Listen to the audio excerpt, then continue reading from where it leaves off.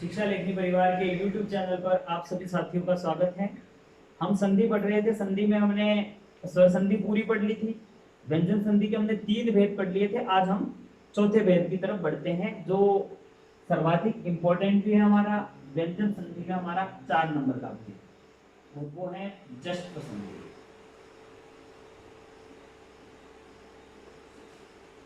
जश्न संधि, जश्न संधि में कहे तो क्या होगा?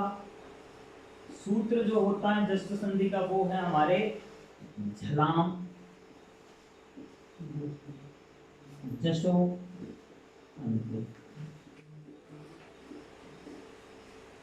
झलाम जशो अंते अर्थात क्या कहा कि झल वर्ण जो है उनके स्थान पर आदेश हो जाएगा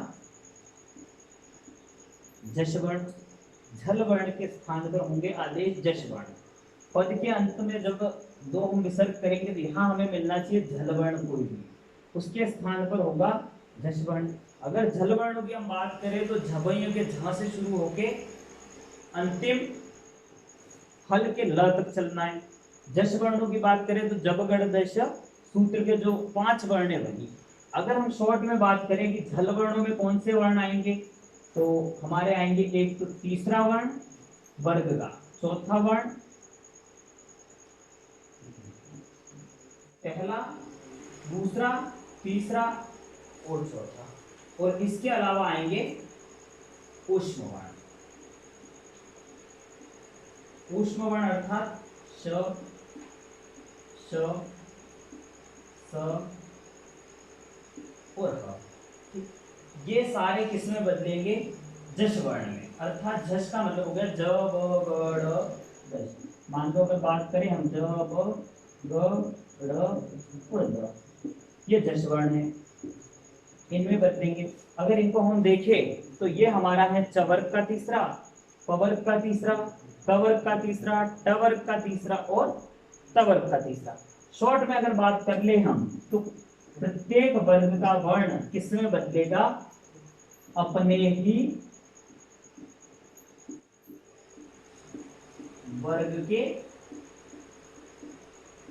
तीसरे वर्ण में।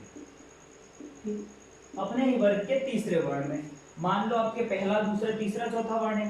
तो वर्ग का पहला क, ख, ग अथवा ग, इनमें से कोई हो तो वो किस में बदल जाएगा? अपने वर्ग के तीसरे वर्ण, अर्थात बदलेगा ये ग में। बात ठीक। मान लो चवर्ग के वर्ण हैं 4 वर्ण, च, ज और झ, ये किस में बदलेंगे? अपने ही वर्ग के तीसरे अर्थात ज में। तो प्रत्येक वर्ग का तीसरा वर्ण हो जाएगा। किस हिसाब से होगा? उसी वर्ग का तीसरा वर्ण। आगे कौन से वर्ण होने चाहिए? 1 2 3 4 और ऊष्म वर्ण किस में बदल जाएंगे? अपने वर्ग के तीसरे वर्ण में। कब बदलेंगे? जब बाद में या तो क्या हो, स्वर अंत में हो, स्वर अंत में हो, अथवा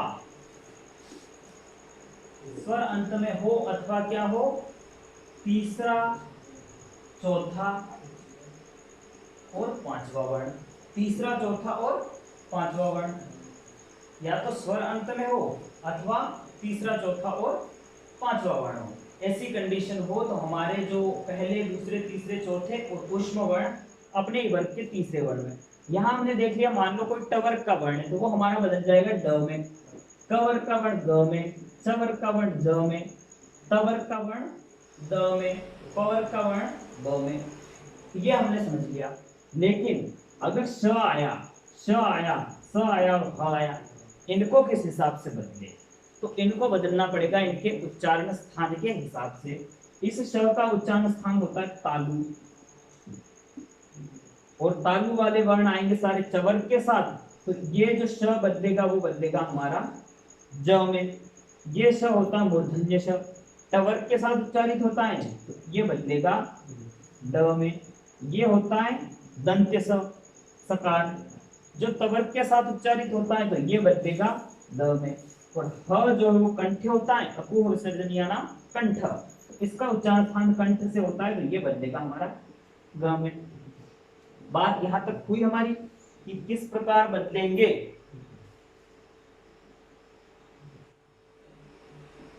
अगर अब हम आगे बात करें, मान लो किसी उदाहरण को ले लेते हैं, हमने लिया वाक धन इश, वाक धन इश, हमने क्या कहा कि झल वर्ण होना चाहिए, यानी कि पहला दूसरा तीसरा अथवा चौथा, उसके अलावा ऊष्म वर्ण होना चाहिए। यहाँ क है वर्ग का पहला वर्ण, बाद में क्या होना चाहिए, स्वर अंत में हो अथवा 3 4 5 हो। यहाँ स्वर है हमारा, यहाँ तक बात हुई। स्वर अंत में है, झल वर्ण भी है, तो ये किस में बदलेगा, अपने ही वर्ग के तीसरे में। तो कवर्ग का तीसरा होता है ग, ग आधा हुआ, क हलंते, तो ई जुड़ा, तो वागीशः। बात समझ में आई? आगे बात करें हम, एक उदाहरण होता अप धन दह। अप का मतलब होता है पानी, दह का मतलब होता है देने वाला, द धातु का मतलब होता है देने वाला। जब संस्कृत में किसी शब्द के पीछे ज धातु लगे तो उसका अर्थ होता है जन्म लेने वाला, द का अर्थ होता है देने वाला। अप धन दह, हमने कहा कि झलवर्ण होना चाहिए, तो झलवर्ण है। उसके बाद में स्वर अंत में हो अथवा 3 4 5 में से कोई होना चाहिए, तो 3 4 5 में से तीसरा वर्ण है। तो ये जो पवर्ग का वर्ण है वो अपने ही वर्ग के तीसरे वर्ण में बदलेगा, तो पवर्ग का तीसरा हमारा होता है क्या बना, अब्दह, जल को देने वाला, अर्थात होता है बादल। आगे बढ़े हम, अप धन जह, अप धन जह। यहां बात करें हम, झल वर्ण में से है हमारा प, पीछे ज है जो तीसरा वर्ण है, तो किस में बदलेगा, प जो है वो अपने वर्ग के तीसरे में अर्थात ब में। अब जब आगे उदाहरणों की बात करें, अगर एक उदाहरण ये रहा अच 1 2 और 3, हमने बात करी चौथे पर अच धन अंतः, झल वर्ण है च, अंत में स्वर है, तो चवर्ग का तीसरा वर्ण बदलेगा, तो बदल जाकर किसमें जाएगा, अजंतः। उसी तरह का एक और उदाहरण, सुप धन अंतः, यहां भी झल वर्ण, उसके बाद स्वर है, तो प किसमें बदलेगा, ब में, सुबंतः। तो ये होती है हमारी जश्न संधि। जहां भी अगर मान लो हम पहचान करना चाहे, तो हमें जहां से संगम हो रहा है, जहां पर संधि हो रही है बीच में, वहां पर हमें देखने को मिलेगा तीसरा वर्ण, और वहां से हमें तोड़ने की कोशिश करनी है, और अंत या तो स्वर अंत में होना चाहिए अथवा 3 4 5 होने चाहिए। तो यहाँ झल वर्ण होने चाहिए, झल वर्ण अर्थात झबैये के झ से लेके हल के ह तक। और शॉर्ट में बात करें तो पहला दूसरा तीसरा और चौथा वर्ण बनता, पांचवें वर्ण को हम नहीं गिनते। और पुष्प वर्ण होने चाहिए श श स ह। और पुष्प वर्ण किस प्रकार बदलेंगे, श चवर्ग के साथ उच्चारित होता है तो ज में बदलेगा, श टवर्ग के साथ उच्चारित होता है तो द में, स तवर्ग के साथ उच्चारित होता है तो द में, और ह कवर्ग के साथ उच्चारित होता है तो ग में। और किस में बदल जाएंगे, अपने ही वर्ग के तीसरे वर्ण में। हमने कुछ उदाहरण भी देख लिए जो महत्वपूर्ण थे। ये जश्न संधि है हमारी। अगर आपको स्क्रीनशॉट लेना हो तो आप स्क्रीनशॉट ले लीजिए, अथवा आगे बढ़े। चलिए,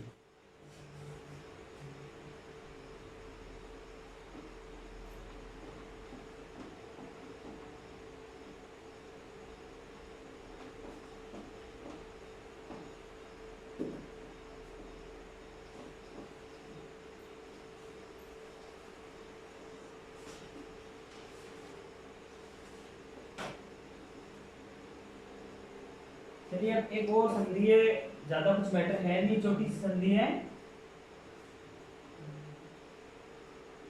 अनुस्वार संधि।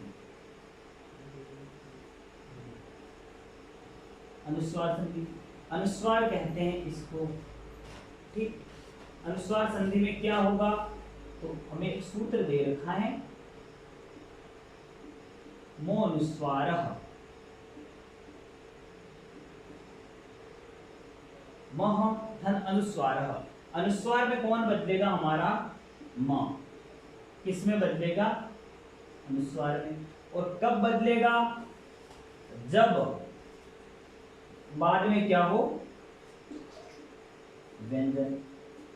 अगर व्यंजन वर्ण बाद में है, हमारे जो दो पद बनेंगे संधि में उनमें बाद वाला व्यंजन वर्ण है, तो म किस में बदल जाएगा? अनुस्वार में। संधि में पहले पद के अंत में म होना चाहिए और अंतिम जो दूसरा पद हमारा शुरू होगा वो किससे? व्यंजन से। मान लो हम करें पहला उदाहरण, हरिम वंदे, हरिम वंदे, पद के अंत में म है, आगे वाला वर्ण क्या है हमारा? व्यंजन है, तो म किस में बदल जाएगा? अनुस्वार में। हरिम वंदे।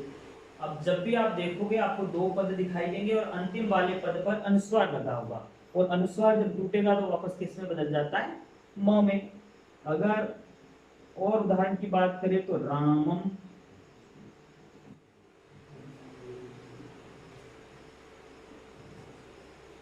गच्छति, यहाँ भी वही होगा, म है और म के बाद में व्यंजन वर्ण है, तो म किस में बदलेगा? रामम गच्छति, अनुस्वार में। बस यही करना है, म को अनुस्वार में बदलना। और म अनुस्वार कब बदलेगा? जब व्यंजन बाद में। स्वर अंत में हो तो म हमारा अनुस्वार नहीं होगा, और जब भी व्यंजन अंत में हो तो म को अनुस्वार होगा।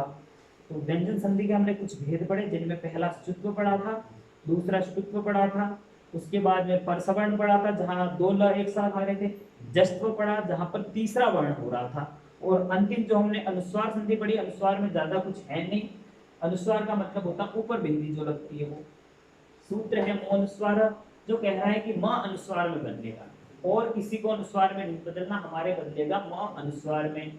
और कब बदलेगा? जब व्यंजन बाद में हो। ये अनुस्वार वाला एक नियम होता है सामान्य सा, कि व्यंजन बाद में हो तभी अनुस्वार में बदलता है, बाकी स्वर जब अंत में होता है तो म अनुस्वार में नहीं बदलता है। तो हमने ये देख लिया कि जब भी व्यंजन बाद में हो तो म को हमें किस में बदल देना है? अनुस्वार में। अब आगे बढ़ते हैं, हम विसर्ग संधि पे चले जाते हैं। तो कुछ एक जो महत्वपूर्ण बातें विसर्ग संधि की है वो देख लेते हैं।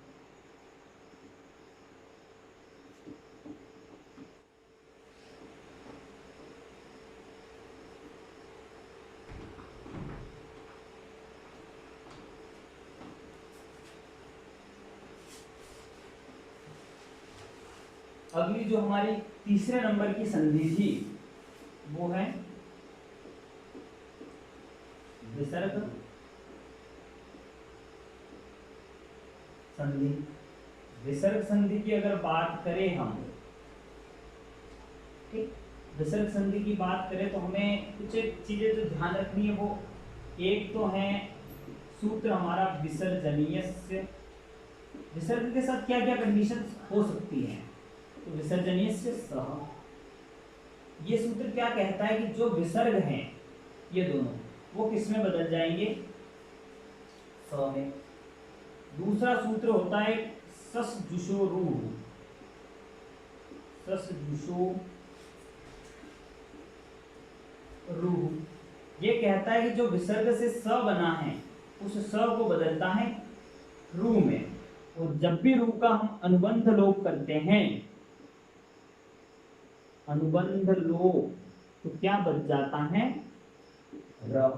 ठीक, विसर्जनीय से सह सूत्र कहता है कि विसर्ग स में बदल सकता है, सजुषो रू कहता है कि स रू में बदलता है, और रू का अनुबंध लोप करेंगे तो र बचेगा। और कब बदलेगा?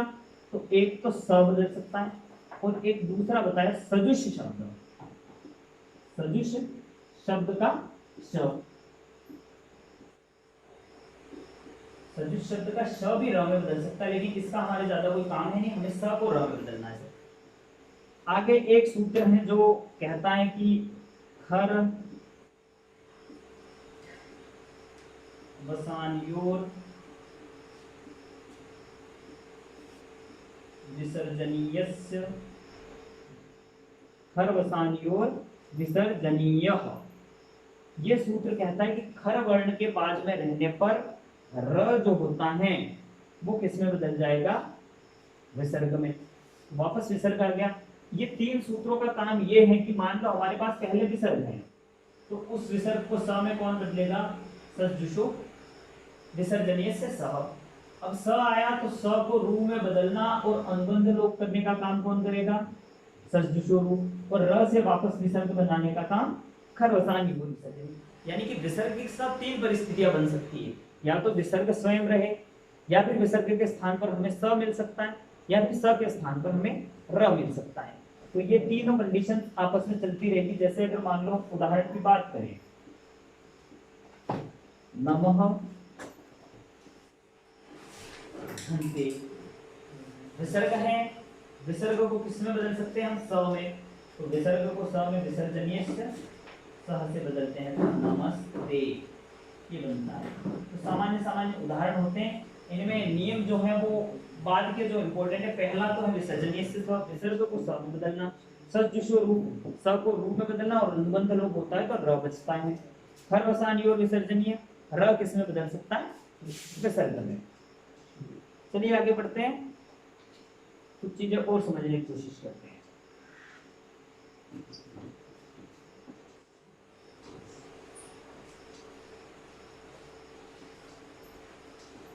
विसर्ग संधि में हम सीधे सीधे नियम पढ़ लेते हैं। तीन चीजें तो हमने ये पढ़ ली कि विसर्ग स हो सकता है, स का रू हो सकता है, र का वापस विसर्ग, ये साइकिल चलती रहेगी। आगे अगर बात करें हम, एक सूत्र होता है रोरी, ये थोड़ा इंपॉर्टेंट है। रो री, रो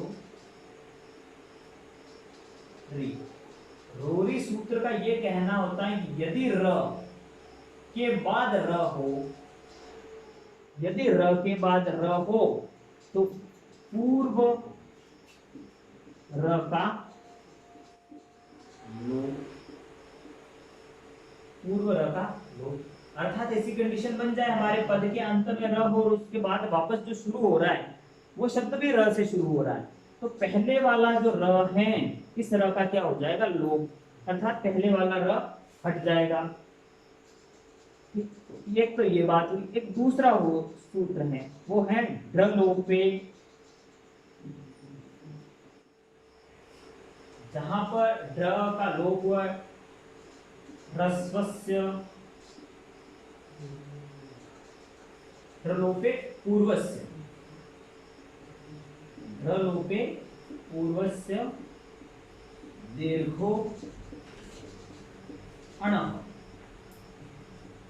इस सूत्र में क्या कहा कि जहां पर या तो ढ का लोप हुआ हो अथवा पर र का लोप हुआ, ढ अथवा र का लोप हुआ, उसके पूर्व में, यानी कि जब हमने यहाँ र का लोप किया, इससे पहले मान लो अ है, कोई स्वर हो हमारे पास, ढ अथवा र का लोप हुआ, उससे पूर्व में दीर्घो अणः अर्थात अण प्रत्याहार का कोई बैठा हो। अण प्रत्याहार अर्थात अ ई और उ, अ ई और उ, इनमें से कोई वर्ण है तो उसको क्या हो जाएगा? दीर्घ। बात हमारी ढ को हमें छोड़ देना, हमारे ढ से कोई मतलब नहीं। हमें इतना समझना है, रोरी सूत्र ये कहता है कि यदि र के बाद र आता है तो पहले वाले र का लोप हो जाता है। उसके बाद ढलोपे पूर्वस्य दीर्घो अणः, ये सूत्र क्या कहना चाह रहा है कि जहां से र का लोप हुआ उससे पहले जो स्वर होगा अ ई अथवा उ में, उसे क्या होगा? दीर्घ। यदि अ को दीर्घ होता है तो आ हो जाएगा, ई को दीर्घ होता है तो बड़ी ई, और उ को दीर्घ होता है तो बड़ा हो। ये बात है। मान लो हम उदाहरण के द्वारा इसे समझने की कोशिश करें। मैं पहला उदाहरण लिख रहा हूं, ये अधिकतर पूछा जाता पुनर्धनरमते। रोरी सूत्र क्या कह रहा है? र के बाद र हो तो पहले वाले र का लोप हो जाएगा। हमने मान लिया पहले वाले र का हमने लोप कर दिया, पुनः धन रमते, बात यहां तक हो गई। उसके बाद ढलोपे पूर्व से दीर्घोण सूत्र क्या कहता है? जहां र का लोप हुआ है वहां से पहले अ ई अथवा उ में कोई हो तो उसे दीर्घ करेंगे। हमारा यहाँ र का लोप हुआ, उससे पहले न में स्वर आ बैठा है, अ बैठा है, तो अ को दीर्घ होके क्या होगा? आ, तो क्या बनेगा? पुनः रमते। आसान सी बात है। दूसरा बात करें हम उदाहरण, निर धन रोग, निर उपसर्ग है, रोग मूल शब्द है, रोरी सूत्र क्या कहा, र से पूर्व र है, र के बाद र है तो र का लोप, हमने इस र का लोप कर दिया तो नी धन रोग, ये बन गया। उसके बाद ढलोपे पूर्व से दीर्घोण सूत्र ने क्या कहा, जहां से र का लोप हो उससे पहले यदि अ ई अथवा उ हो तो उसको दीर्घ होता है, तो हमारा र का लोप हो उससे पहले ई है तो ई को हमें क्या करना है दीर्घ, तो शब्द हमारा बनेगा निरोगः। तो इनमें ये दीर्घ होने का कारण ये है। कुछ एक हम और उदाहरण देखते हैं, यहाँ तक आप नोट कर लीजिए। पहली बात ये है कि रोरी सूत्र हमारा क्या कह रहा है, र के बाद में र है तो पूर्व वाले र का लोप, ढलोपे पूर्व से दीर्घोण, जहां से र का लोप हो उससे पहले अ ई उ हो तो उनका क्या हो जाएगा दीर्घ। और हमने दो उदाहरण देखे, पुनर्रम से निर्धन रोग। आगे कुछ और उदाहरणों की बात करते हैं, मैं इसे मिटा रहा हूं, समझना। एक शब्द जो अशुद्धि संशोधन में भी पूछा जाता है, तीसरे नंबर पर वो देखना, अंतर धन राष्ट्रीय। रोरी सूत्र क्या कहा, र से र के बाद में र है, यहाँ र है यहाँ भी र, तो पहले वाले र का लोप हो गया लोप, और उससे पहले जो स्वर बैठा होगा उसको दीर्घ करना है, तो त में अ है उसे हम क्या करेंगे दीर्घ, बन जाएगा अंतरराष्ट्रीय। एकदम शुद्ध शब्द होता है अंतरराष्ट्रीय। चौथे उदाहरण की बात करें तो हरिर रम्य, र के बाद र, पहले वाले र का लोप, तो उससे पहले जो स्वर है उसे दीर्घ, तो ये कर दिया हरिर रम्य। पांचवे निर्धन रसः, क्या कहा, र के बाद में र है तो पहले वाले र का लोप, और जब भी र का लोप हो तो उससे पहले वाला स्वर दीर्घ, नीरसः। तो ऐसे कुछ उदाहरण है जहां पर भी हमें र के बाद र दिखे तो हमें पहले वाले र का लोप करना है और उससे पहले वाले स्वर को दीर्घ करना है। तो ये अपने विसर्ग संधि का एक नियम था। अब अगर हम देखें तो विसर्ग संधि में हमारे मुख्य उदाहरण ये हो गए, अंतरराष्ट्रीय शुद्ध वाले में आ सकता है शब्द, तो ये देख लेना, हरिरम्य, निर्धन रसः तो नीरसः। आज की क्लास में हमने जस्ट संधि के जो दो भाग बाकी थे वो पढ़ लिए, विसर्ग संधि के कुछ एक नियम देख लिए। अगर हमारी क्लासें आपको पसंद आ रही है, वीडियो पसंद आ रहे हैं, तो आप हमारे चैनल को सब्सक्राइब कीजिए, वीडियो को शेयर कीजिए और लाइक करिए, कमेंट भी करते रहिए।